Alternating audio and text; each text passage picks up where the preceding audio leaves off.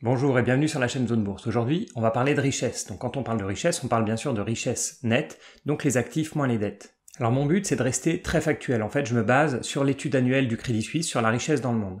Très factuel parce que le but ici, c'est pas de rentrer dans un débat sur la richesse, est-ce que c'est bien ou pas, ou de parler des inégalités. Enfin, on va parler des inégalités, mais de manière purement factuelle, on va regarder des chiffres et des graphiques. Alors on va commencer par la pyramide de la richesse, pour voir comment cette fameuse richesse se répartit parmi les 5 milliards d'adultes sur la planète.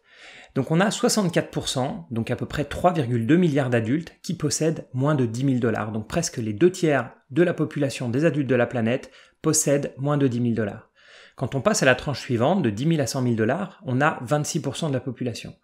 Si vous possédez plus de 100 000 $, alors vous faites déjà partie des 10% les plus riches. Et puis si vous êtes au-dessus du million de dollars de patrimoine net, alors vous êtes dans le fameux 1%, où en fait, vous êtes dans les 0,8% plus exactement. Alors si on passe au niveau des pays, pas de surprise, les pays avec une moyenne de richesse de plus de 100 000 $, ce sont principalement l'Europe et l'Amérique du Nord, auxquels se rajoutent le Japon, la Corée du Sud et l'Australie. Alors passons maintenant au palmarès, avec le classement d'abord des patrimoines moyens par adulte, et ensuite des patrimoines médians par adulte. Donc le grand gagnant, c'est un classique, ce sont mes amis suisses avec un patrimoine moyen de 530 000 $ par adulte. Et le deuxième, un peu plus surprenant, c'est l'Australie avec 411 000 $ de richesse par adulte, suivi de près par les États-Unis, 403 000 $.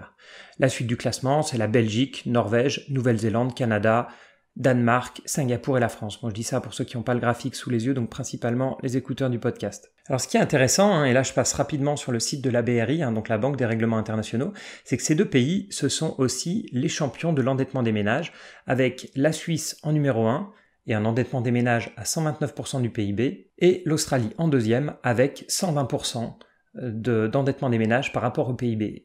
Pour comparaison, la France est à 60% et les États-Unis à 76%. Donc on parle d'à peu près du double pour la Suisse, enfin plus du double pour la Suisse de la France, et pareil pour l'Australie avec leur plus de 120% d'endettement des ménages. Alors quand on retourne au palmarès, ce qui est intéressant, c'est de comparer la moyenne de la richesse et la médiane.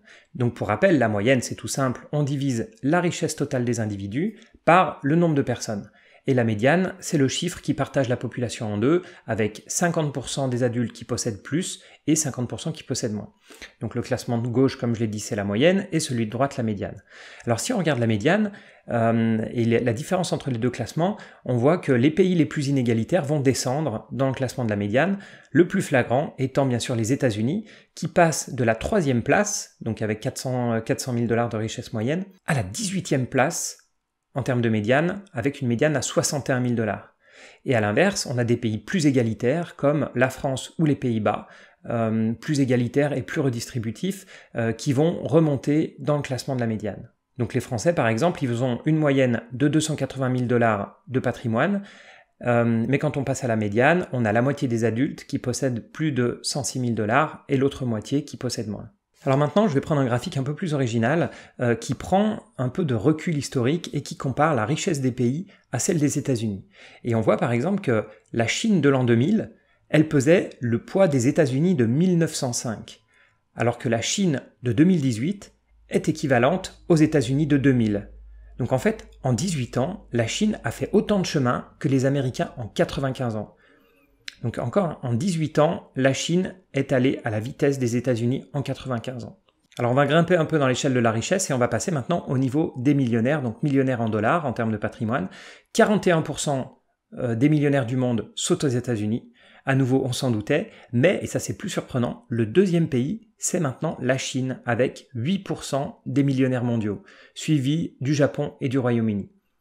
Bien sûr, même si on est dans des proportions qui n'ont rien à voir avec les Américains et qui sont très très loin devant avec 41%, mais on voit que les Chinois font une poussée assez incroyable en termes de nombre de millionnaires. Bon, les millionnaires c'est bien, mais maintenant on va passer aux ultra riches.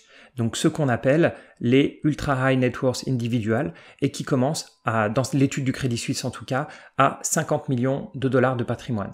Donc bien sûr, là on voit que, toujours sans surprise, les Américains sont très loin devant avec environ 70 individus qui possèdent plus de 50 millions de dollars, mais on voit aussi que les Chinois, ils sont loin d'être ridicules, et ils ont à peu près, on voit pas très bien sur le graphique, mais autour de 15-20 000 individus qui ont une richesse de plus de 50 millions de dollars. Et sur ce graphique, ce qui m'a le plus surpris, c'est qu'on voit que l'Inde pointe son nez, ils sont en 6e position, et c'est vrai que ça, je m'y attendais pas du tout, ils sont passés devant voilà, la France, le Canada, l'Australie, la Suisse, et ils sont maintenant la 6e position en termes d'ultra riches. Alors on va passer maintenant aux inégalités, autre graphique très intéressant qui montre en fait la part de la richesse d'un pays qui est détenue par les fameux 1%. Le graphique va du Japon, qui est celui qui a le moins d'inégalités, jusqu'à la Russie, qui est le pays qui a le plus d'inégalités. Et on a les 3 dates, 2007, 2016, 2018, et on voit que la France, par exemple, a environ